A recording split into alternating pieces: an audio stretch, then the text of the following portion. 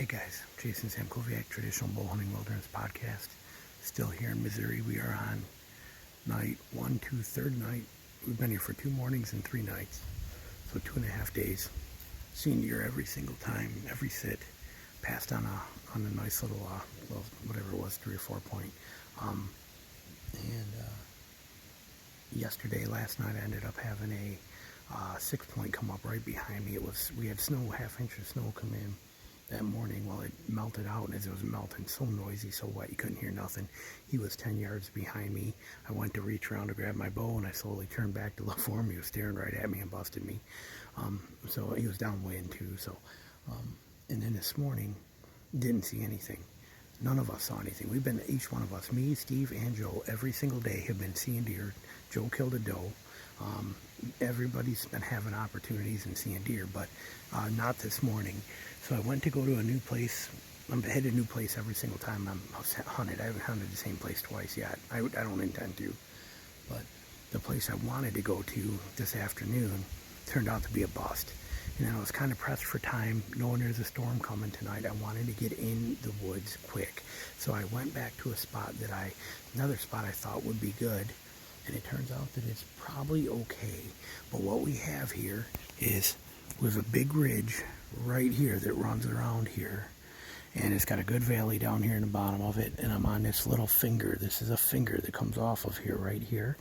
And then that is just an open DNR, like a food plot, but there's nothing in it. It's just bare dirt out there where all that light is that you see up there, and it runs and it stretches all the way across this, and they got to pass that to get to actual private land. It's another probably half mile down there, all the way down the whole other side of that hill, and that's probably where they're going to be going to eat tonight. But what we have is I have this finger right here, which you can see I'm kind of in this valley right here. There is a crossover of this finger that leads to this other ridge over there, another probably 250 yards. It goes into another ridge over there.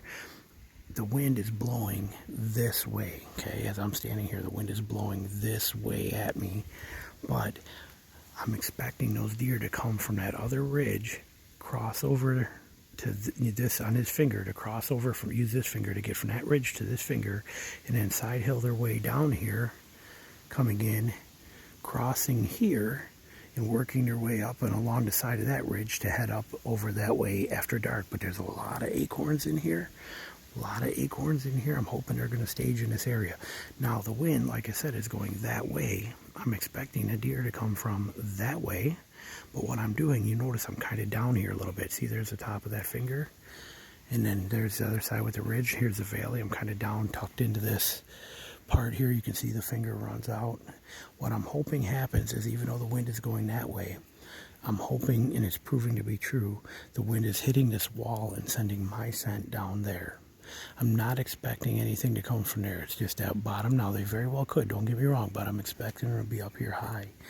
So I'm hoping that it'll continue to, that even though the wind's going that way, this valley is pushing my wind down there. Even if it gets up another 10, 20 yards ahead of me, it's going down here, which gives me shooting for anything that's crossing through here, like I'm anticipating to, as they try to cut that corner of that ridge. It's worthless up there, and not deal with those fields and get into that stuff so they can work their way down to that private land after dark. So that's what I'm hoping happens.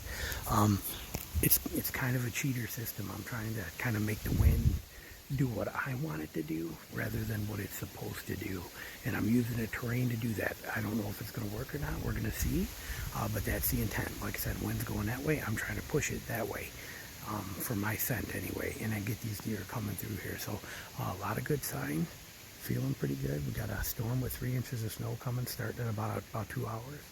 And we'll see what happens. I'll keep you guys posted if anything good does. So, and if you're in the bow hunting course, this is on there. This is probably only in the bow hunting course.